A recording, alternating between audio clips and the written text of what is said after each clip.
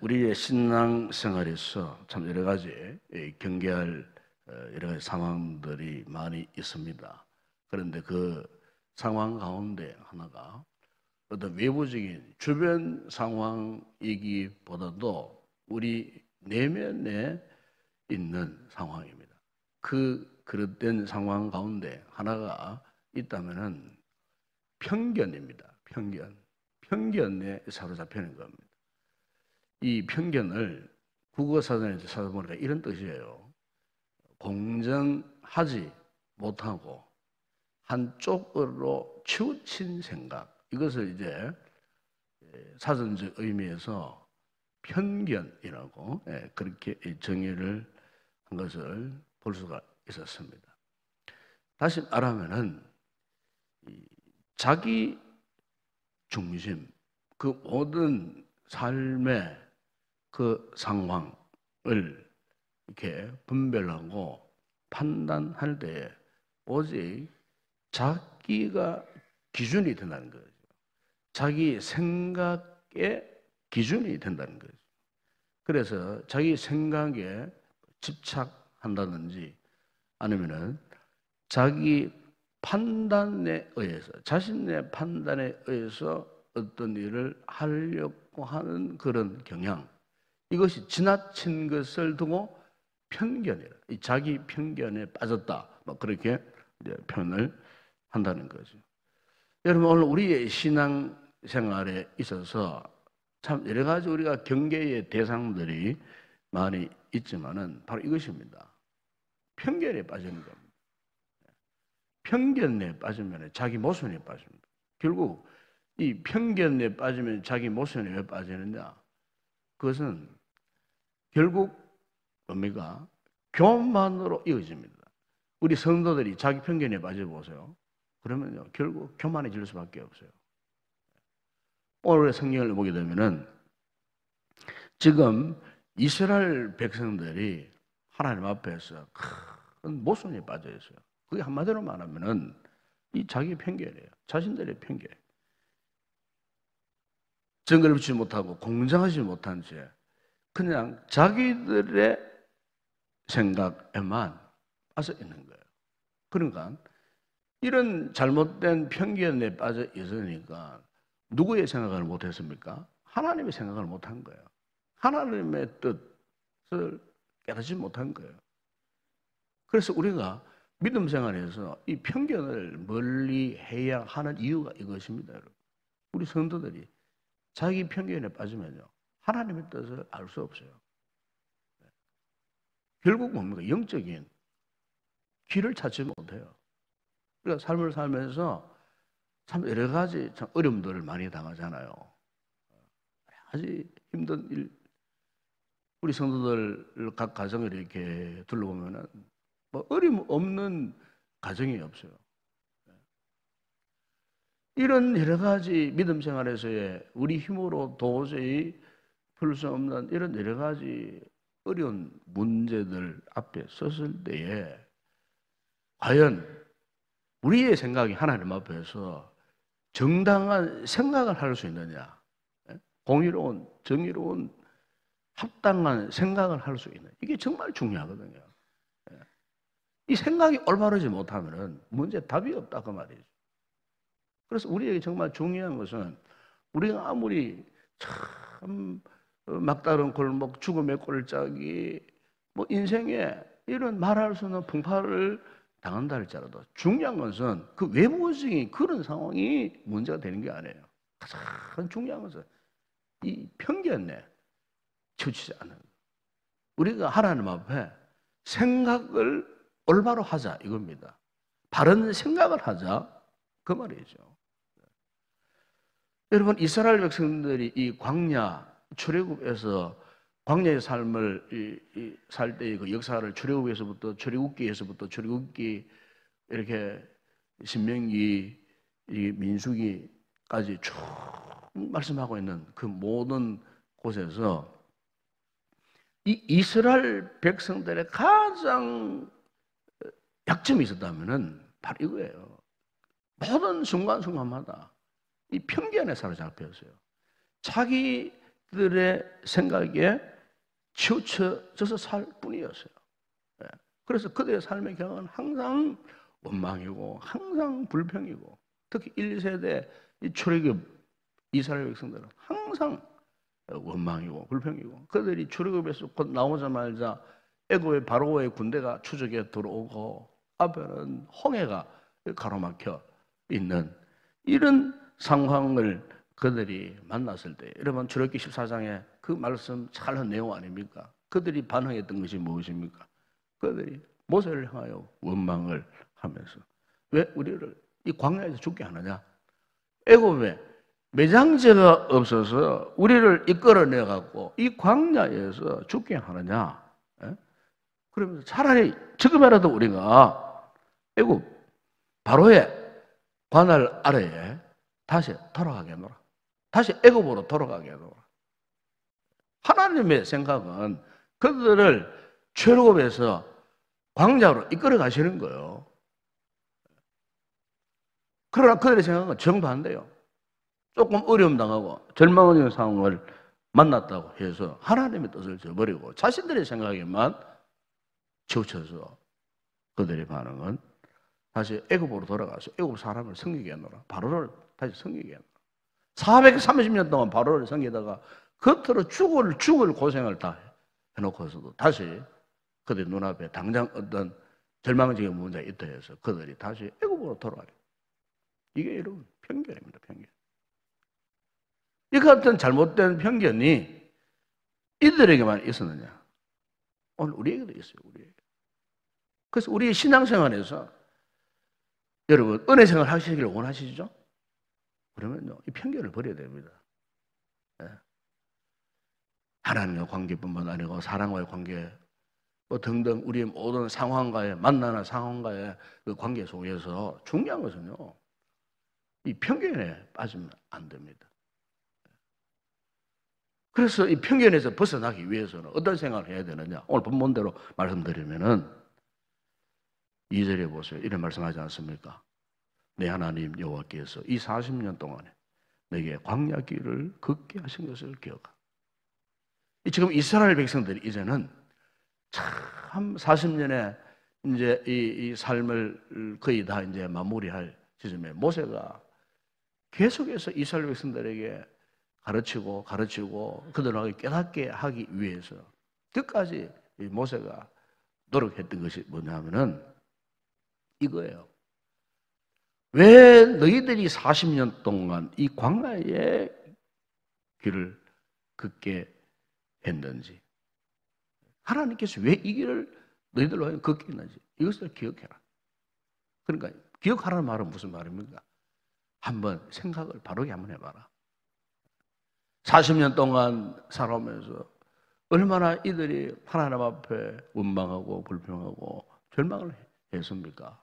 그때마다 하나님께서 정말 징치해서 그들을 광야에서만 멸해버리실 그런 작전까지 하셨어요. 그러나 그때마다 이 모세가 중보기도해서 그 위기를 벗어나게 지금까지 모세가 영적 지도자로서 이들을 이 광야의 길을 건너가는데 어느덧 40년 세월이 된 거예요.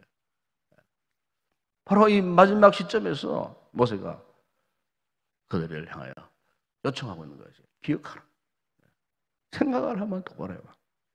왜 하나님께서 너희를 이렇게 40년 동안 이 광야 길을 걷게 했는지.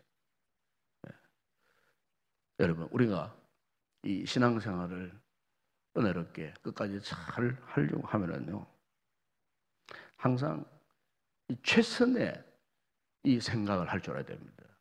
최선의 생각. 그러니까 최고로 좋은 생각. 이건 긍정적인 생각 아니겠어요? 오늘 모세가 이스라엘 백성들에게 이것을 요청하고 있는 거예요. 왜 그들에게 이 광야의 삶을 살 수밖에 없었던가? 기억해 보니까 모세가 답을 줍니다. 그게 뭐냐면 이는 너를 낮추시며 너를 시험하사 네 마음이 어떠한지, 그리고 그 명령을 지키는지 지키지 않는지 알려 하십니다. 여러분, 하나님께서 왜 광야를 통해서 이 이스라엘 백성들의 그 마음을 낮추고 시험하시고 그리고 하나님의 이 말씀을 기억하고 지키도록 이렇게 테스트를 하실까? 한마디로 그것은 하나님이 이스라엘 백성들 너무 사랑하시는 거예요. 결국 그들을 하나님께서 축복하시기 위해서. 결국은 이것 아니겠어요?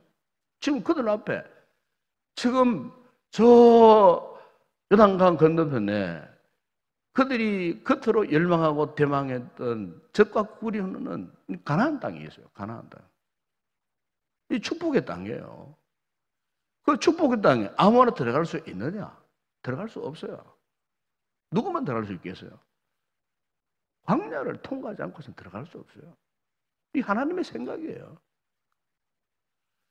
그 땅에 들어가서 축복의 삶을 누리도록 하기 위해서 이 광야에서 충분히 저들의 생각을 낮추고 깎으시고 겸손하게 해서 주신 은혜, 축복을 헛되이 받지 않도록 하기 위해서 영적으로 그들을 단련시키기 위해서 광야라는 코스는 그들에게 필수 코스였다는 겁니다, 여러분. 여러분, 우리가 정수기에서 맑은 물, 깨끗한 물을 얻어먹기 위해서는 반드시 뭐가 필요합니까? 필터가 필요하지 않습니까? 공기청정기에서 날마다 신선한 공기를 공급하기 위해서는 그릇된 공기를 걸러내는 이 필터가 필요한 거예요, 필터가. 지금 이스라엘에 있어서 이 광야는 한마디로 말하면은 필터와 같은 역할을 하는 거예요. 이 필터를 통과하지 않고서는 그들이 절대로 하나님의 이 백성다운 삶을 살 수 없고 가나안 땅에 들어가서도 하나님의 백성으로서의 이 거룩한 자부심을 가지고 가나안 문화에 동요되지 아니하고 세상 가운데 저들의 생각을 빼앗기지 아니하고 끝까지 말씀을 준수하고 말씀을 순종해서 이런 축복의 삶을 누리도록 하기 위해서 하나님께서 이스라엘 백성들에게 이 광야에 이 절대적 코스가 필요했다 그 말입니다. 여러분, 이 같은 사실은 오늘 우리의 믿음 생활에 있어서도 마찬가지입니다. 삶을 살면서 왜 하나님 나에게 이런 어려움을 주시는가? 우리 가정이 왜 이런 우환을 주시는가? 왜 나에게 이런 즐거움의 문제를 주시고 왜 이런 경제적인 힘들고 어려운 상황을 주시는가? 왜 우리 가정에는 자식들이 이렇게 애를 먹이는가? 나라는 왜 실패했는가? 등등 여러 가지 힘들고 어려운 문제들 왜 주셨는가? 왜 나로 하여금 이와 같은 광야의 길을 걷게 하셨는가? 이것을 기억하라. 이럴 때일수록 이런 상황을 만날수록 우리의 생각이 내 생각이 치우치지 않고 즉 편견에 치우치지 않고 하나님의 생각, 하나님의 뜻, 하나님의 이 거룩한 계획 이것을 우리가 기억하자 하는 것입니다. 여러분, 예수님께서도 보십시오. 공생의 기간에 하나님의 그런 뜻을 위해서 광야에서 정말 마귀의 시험을 당하셨어요. 우리 성경의 위대한 인물들을 보세요. 하나같이 하나님이 그냥 그들을 쓰신 것 아니에요. 예수님뿐만 아니고 여러분 그 사도 바울도 그냥 위대한 사도가 된 것 아니에요. 갈라디아서 1장 17절 보십시오. 하나님께서 사도 바울을 어디로 이끌어 가셨는지 아라비아 사막으로 이끌어 가셨어요. 아라비아 사막. 거기 3년 동안 바울을 연단 훈련하신 그 코스가 있습니다. 필수 코스예요. 그냥 위대한 대사도가 그냥 은혜 받았다고만 된 것이 아니에요. 중요한 것은 은혜를 받은 이유가 더 중요하다 그 말이에요. 우리 성도도 마찬가지예요. 한순간에 어느 날 은혜 받아서 기쁘고 즐거운 그게 다가 아니에요. 이제 시작이에요. 그 출발점이에요. 은혜 받은 이후에 더 큰 어려운 문제 올 수 있어요. 더 큰 영적인 갈등, 실패를 경험할 수가 있어요. 이건 당연한 거예요. 이게 없으면 안 돼요. 이게 없으면 우리가 받은 그 첫 은혜 지속할 수 없어요. 그래서 하나님께서는 우리로 하여금 이 받은 은혜를 지속하기 위한 절대적인 방법으로 오늘 우리의 인생 가운데도 이 광야라고 하는 필수적인 코스가 있다. 오늘 저와 여러분이 이것을 인정해야 할 줄로 믿습니다. 이것을 통과하자면 축복의 삶을 누릴 수 없어요. 오늘 부모 여러분 읽었던 마지막 4절에 보면 이런 말씀하지 않습니까? 이 40년 동안 내 의복이 헤어지지 아니하였고 내 발이 부러뜨지 아니하였느니라. 무슨 말씀입니까? 이스라엘 백성들이 40년 동안 한 번도 헐벗은 적이 없어요. 그들의 옷이 헤어지지도 않았어요. 200만 명이 넘는 그 수많은 이스라엘 그 백성들을 보십시오. 광야를 통과하는 동안 한 번도 그들이 손해보는 일을 당하지 않았다는 겁니다. 결국은 하나님이 무슨 말씀입니까? 광야 40년 동안 그들의 삶을 하나님이 책임져 주셨다. 아멘? 이스라엘 백성들만 그렇게 책임져 주시느냐? 아니라는 거예요. 오늘 우리의 삶도 마찬가지죠. 이 인생, 광야 같은 인생을 통과하는 동안 여러분, 내가 내 인생 책임지는 거 아니에요. 하나님 내 인생 책임져 주셔야 되는 거예요. 그러기 위해서는 오늘 내가 만난 이 광야의 의미가 뭔지 이걸 깊이 생각하십시오.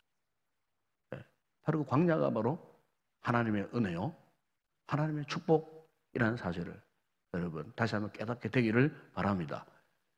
지난 그 6월 달에 여러분 잘 아시겠지만은 그 한동대의 설립자이신 김영길 박사, 온누리교회, 서울 온누리교회 장로님이셨어요. 이분이 이제 돌아가셨어요. 아시겠지만은 이 김영길 총장은 미국 나사, 미 우주 항공국의 뛰어난 과학자입니다. 세계적인 과학자였어요. 세계적인 과학자. 이분이 이제 처음부터 예수 믿은 거 아니에요. 미국 가서 공부하고 그 나사에서 뭐 채플 시간도 있고 이렇게 누구 전도를 받아가지고 이분이 이제 거기에 한번 참석했다가 깊은 깨달음을 갖게 된 거예요. 그래서 그 자리에서 그 예수님을 영접을 했어요. 이 과학자라는 사람들은 예수 믿기 힘듭니다. 왜냐하면 이 과학 자체가 뭡니까? 모든 존재를 증명해야 되는 거예요. 증명되지 않는 것은 과학이라고 말하지 않거든요. 그렇기 때문에 이 신앙의 생애는 꼭 증명되는 것만 있는 게 아니잖아요. 뭐 아이러니한 거 이해하지 못하는 분들 얼마나 많이 있습니까? 그러니까 이 과학자들은요, 예수 믿기 정말 힘들어요. 그런데 이분이 정말 하나님 은혜로 하나님께서 그 마음문을 여시고 예수를 믿게 하셨어요. 그때부터 이분의 삶이 전격적으로 변화가 되어졌어요. 그래서 이제 그 은혜를 받는 그것을 끝난 것이 아니고 소명을 받은 거죠. 그래서 이제 그 좋은 자리를 포기하고 국내에 들어와서 카이스트 아시죠? 카이스트에서 십수년 동안 이 국가에서 인재를 영입하는 그 상황에서 들어왔기 때문에 국가에서 모든 삶을 책임지고 보상을 해줬어요. 이 카이스트에서 최고의 이 교수로서의 최고의 대접을 받았습니다. 그러니까 뭐 경제적으로 뭐 생활적으로는 전혀 문제가 되지 않은 그런 상황. 그런데 이분이 돌연히 저 포항당 지방 그것도 거기에 대학을 설립하는 비전을 갖게 된 거예요. 그 비전은 분명히 했어요. 기독교 대학을 설립해갖고 앞으로 이 기독교 인재를 양성해야 되겠다 하는 이 거룩한 비전을 하나님 주신 거예요. 그래서 모든 것 다 내려놨어요. 모든 것 다 내려놓고 포항에 내려와가지고 한동대를 이렇게 이제 설립을 하게 된 겁니다. 초창기에 그분이 간증집이었어요. 갈대상자라는 책이 있어요. 이미 10수년 전에 나온 책이 있어요. 그 책 읽어보게 되면은 정말 이런 유능한 인재, 뭐 세상적으로 나가면은 그 누구도 따라올 수 없는 최선두의 자리에서 최고의 대접을 받고 최고의 풍요를 누릴 수 있는 이 사람이 어느 날 졸지에 완전히 정말 광야와 같은 삶을 사는 겁니다. 예. 모세가 어릴 때 죽음을 위해서 그 갈대상자에 순교를 받다가 살아남았던 것처럼 그 책 간증 제목이 그거예요. 그 위기. 학교를 설립하다가 얼마 안 돼가고 횡령죄에 무명을 뒤집어쓰고 포항 경주 구치소에 가고 수개월 동안 수감 생활하고 감옥 생활하고 그 감옥 생활 가운데서도 이분이 찬양을 잊지 않았다는 겁니다. 찬양. 감옥 생활에 찬양을 부르고 감옥 생활에서도 계속 말씀 묵상하고 그 학생들이 뭐 수백 명들이 몰려와가지고 우리 총장님을 이렇게 감옥에서 풀려나게 해달라고 학생들이 울면서 불면서 그 구치소 밖에서 눈물로 기도하고 통성 기도를 하고 할 정도로 그야말로 학생들에게도 존경받는 억울한 죄를 뒤집어쓰고 감옥 생활하는 가운데서 이분이 감옥 안에서 찬양하고 하나님을 기도하고 그래서 묵상. 그러면 하나님이 이분의 삶을 좀 형통하게 하셔야 되지 않겠습니까? 이 정도 되면은 그렇죠? 그런데요 마지막에는요 이분이 췌장암에 걸렸어요. 췌장암. 참 하나님도 무심하시지. 이렇게 국가를 위해서 나라를 하나님 나라를 위해서 그리고 참 기독교 인재를 위해서 헌신했으면은 하나님이 거의 건강 문제만큼 책임져 주셔야 되지 않겠어요? 이 거룩한 삶을 살았던 믿음의 사람인데 근데 마지막 순간까지 하나님께서 거의 몸을 이렇게 어렵게 하셨어요. 췌장암에 걸리셔가지고 무시한 고통을 지난 6월 달에 소천 하셨는데 제가 한 시간 거의 한 40-50분 되는 그 청환송 예배 영상에 나와 있습니다. 여러분 그거 한번 보시면 참 은혜가 돼요. 그걸 혼자서 보면서 혼자 눈물 흘리고 울고 너무너무 은혜스러워. 해가 지도록 학생들이 그분의 마지막 가시는 길을 영상으로 남겨놓은 영상들이 있어요. 그분이 그 같은 광야 같은 삶을 살았지만은 그가 한 고백이 있더라고. 나는 하나님 일, 주님 일, 그분을 행하면은 기쁘고 신납니다. 마지막 절망적인 상황, 그 상황 가운데 처해졌지만은 그 끝까지 하나님을 기뻐하는 삶을 살면서 인생을 너무너무 아름답게 마무리해 간 그 장면을 거기에서 볼 수가 있어요. 자, 여러분, 그렇습니다. 우리에게 광야 없는 인생 아무도 없습니다. 이 광야를 만나더라도 절대로 여러분 절망하면 안 됩니다. 낙심해서도 안 됩니다. 잘못된 이 같은 편견에 사로잡혀서는 안 됩니다. 왜? 광야는 곧 우리에게는 은혜요, 축복의 땅이기 때문에 그렇습니다. 광야를 통과하지 않고서는 그 어느 누구도 하나님이 놀라운 은혜, 축복을 누릴 사람이 없어요. 여러분에게 당면한 이 광야를 기쁘게 잘 맞이하시고 기쁨으로 이 광야를 잘 통과하는 그런 복된 은혜의 성도 되시길 주의 이름으로 축원합니다.